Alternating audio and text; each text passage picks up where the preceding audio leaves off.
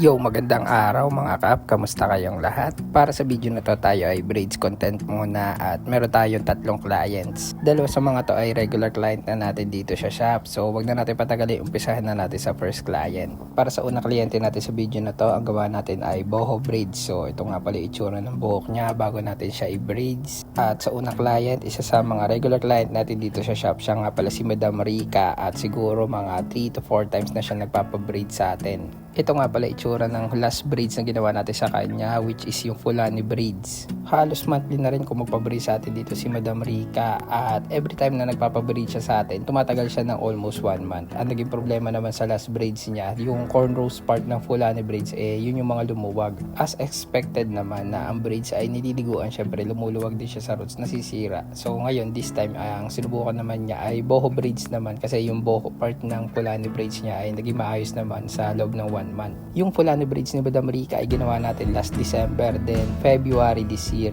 dun lang niya kinalas, so almost 2 months na rin niya nagamit yun. At na-share nga rin sa atin ni Madam Rica na parang hindi na rin siya sanay makita yung sarili niya na hindi naka-braids, kaya halos monthly na rin kami kumagkita. Anyway, bale, tapos na tayo dito kay Madam Rica. Ito na nga pala resulta ng gawa natin sa kanya na boho braids, at yung napili niyang kulay dito ay ombre brown. So para sa mga interested clients dyan, ay available pa yung extensions natin na to. Meron pa tayong on-hand extensions na ganitong kulay, so PM lang kayo. Next naman, dito tayo sa second client natin sa video na to. Another regular client to, at ang gawa naman natin dito sa kanya ay top head cornrows. Siya nga pala si Sir Imbet, at taga dito lang din siya sa atin sa Lipa City. Actually malapit lang siya sa atin dito, taga dito lang siya sa may Inusluban. Another regular client natin dito si Sir, at halos monthly rin siya kung magpa-braid sa atin. Siguro 3 times or 4 times na natin siya nagawa ng cornrows. Malapit ko na nga talaga i-consider magbigay ng loyalty card para sa mga clients natin na paulit-ulit, mga repeated clients natin. Pero syempre yung mga ganitong klase ng service, kasi yung mga dreadlocks and braids, hindi siya katulad ng mga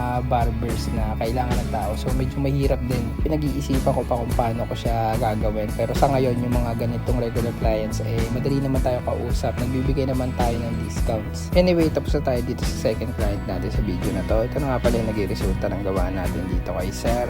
Bali, yung design na nga pala na gawa natin sa kanya ay sarili ng choice yan. Kumbaga, naghahanap lang siya sa internet. Ganon din naman yung mga clients na nagpapagawa sa atin. Kung meron kayo mga reference na gusto ipagawa at possible at kaya ko yun, ginagawa naman natin yun.